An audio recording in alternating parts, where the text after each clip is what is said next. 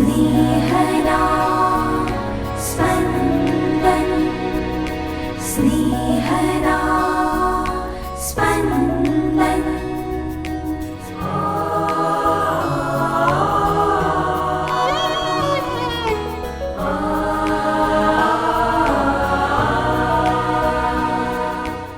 સામાન્ય કાળના ત્રીજા અઠવાડિયાનો ગુરુવાર.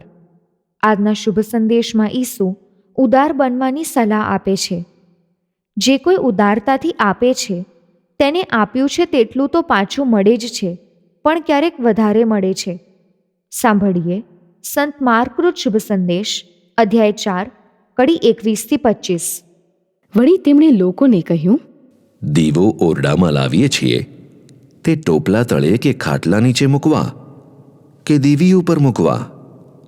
જે કાંઈ છૂપું છે તે ખુલ્લું થવા માટે જ છે, જે કાંઈ ગુપ્ત છે તે પ્રગટ થવા માટે જ છે. જેને સાંભળવાને કાન હોય તે સાંભળે. વળી તેમણે કહ્યું, જે સાંભળો તે ધ્યાનથી સાંભળજો. તમે જે માપે માપી આપશો તે માપે તમને પણ માપી આપવામાં આવશે, બલકે વધારે આપવામાં આવશે. કારણ જેની પાસે હશે તેને વધુ આપવામાં આવશે, અને જેની પાસે નહીં હોય તેની પાસેથી તો જે કંઈ હશે તે પણ લઈ લેવામાં આવશે. स्नेहदा स्पन्दन स्पन्दन। ઈસુ કેટલાક સુભાષિતો રજૂ કરે છે જે તેમણે પોતે રચેલા છે. પહેલું સુભાષિત, સળગતો દીવો દીવી પર હોય તો જ કામનો. સળગતો દીવો ટોપલા તળે અથવા ખાટલા નીચે હોય તો તે તેના અસ્તિત્વનો સદુપયોગ કરતો નથી. વિદ્યાર્થીએ વિદ્યાર્થી અવસ્થામાં જ સખત અભ્યાસ કરવાનો છે. યુવાન પુત્રએ મમ્મી પપ્પા જીવે છે ત્યાં સુધી એમની સેવા કરવાની છે. ક્રિકેટરે ક્રીઝ પર હોય ત્યારે જ બેટ ગુમાવવાનું છે. રાત્રે સળગતો દીવો ટોપલા તળે રહે અને દિવસે દીવી પર રહે એનો શું અર્થ? વિદ્યાર્થી નબળા અભ્યાસને કારણે મળેલી આછી પાતળી નોકરી કરતાં હવે અભ્યાસ કરે તેનો શું અર્થ? યુવાન મમ્મી પપ્પાની સેવા કરવાને બદલે તેઓના મૃત્યુ પછી મોંઘી મોંઘી શ્રદ્ધાંજલિઓ છપાવે તેનો શું અર્થ? આઉટ થઈ ગયેલો ક્રિકેટર ડ્રેસિંગ રૂમમાં બેટ ગુમાવે તેનો શું અર્થ? પડના વાજા પડે જ વાગે. ઈસુનું બીજું સુભાષિત, જે કંઈ છૂપું છે તે ખુલ્લું થવા માટે જ છે. દરેક બાબત, દરેક ક્ષેત્ર, દરેક કળા જાણીતી થવાની જ છે, પણ એનો સમય આવશે ત્યારે.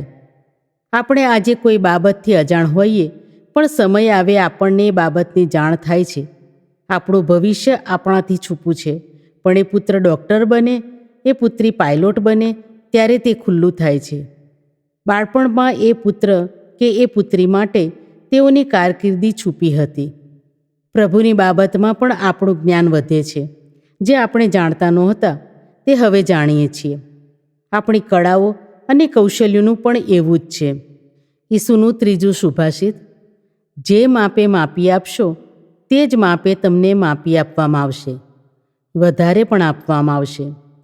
ભીખ માગનાર ભિક્ષુક આ સુભાષિતનો ઉપયોગ કરે છે. પ્રભુ તમને ઘણું આપશે. ઈસુ ઉદાર બનવાનું શીખવે છે. જે ઉદાર છે તેને ત્યાં ખૂટતું નથી. જેટલું આપે છે એના કરતાં વધુ પાછું આવી મળે છે. જે પોતાની શક્તિઓ અને કળાઓને ઉદારતાથી પ્રભુના કાર્યમાં, ધર્મ વિભાગના કાર્યમાં વાપરે છે તેની તે શક્તિઓ વિકસતી જાય છે. આપણે લોકોની વાહવા મેળવવા આ કાર્યો કરવાના નથી. આપણે તો પ્રભુએ આપણને આપ્યું છે તો પ્રભુના મહિમાર્થે તે વાપરવાનું છે. અર્થદાન કરનારને પ્રભુએ ઘણું પાછું વાળી આપ્યું છે એવા દાખલા સાંભળવા મળે છે.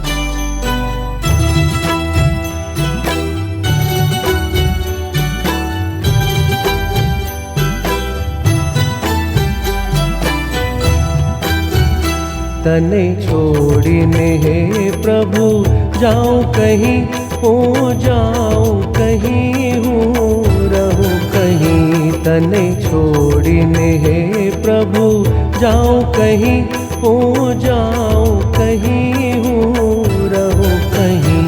तने छोड़ने हे प्रभु जाऊं कहीं.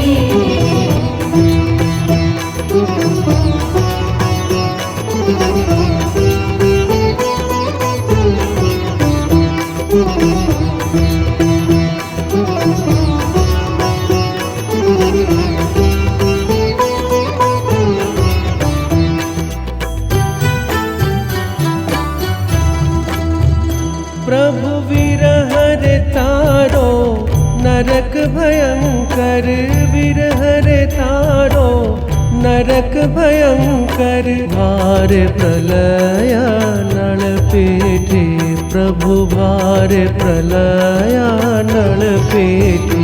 प्रभु पापी प्रकृति तणो पूछो प्राणी, पापी प्रकृति तणो पूछो प्राणी। तुझ बिन भारे भय लागे, प्रभु तुझ बिन भारे भय लागे। तने छोड़िने हे प्रभु जाऊं कहीं।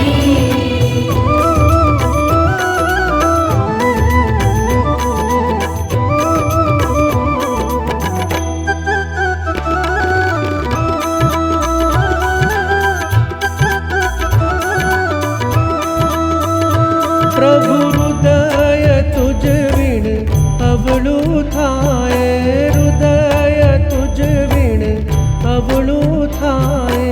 आ जग सबळु कौन करे, प्रभु आ जग सबळु कौन करे। प्रभु तुझ संगत विना हवे तो मुझने, तुझ संगत विना हवे तो मुझने। स्वर्ग नु सुख पण नहीं रे खपे, प्रभु स्वर्ग नु सुख पण नहीं रे खपे। तने छोड़िने हे प्रभु जाऊं कहीं।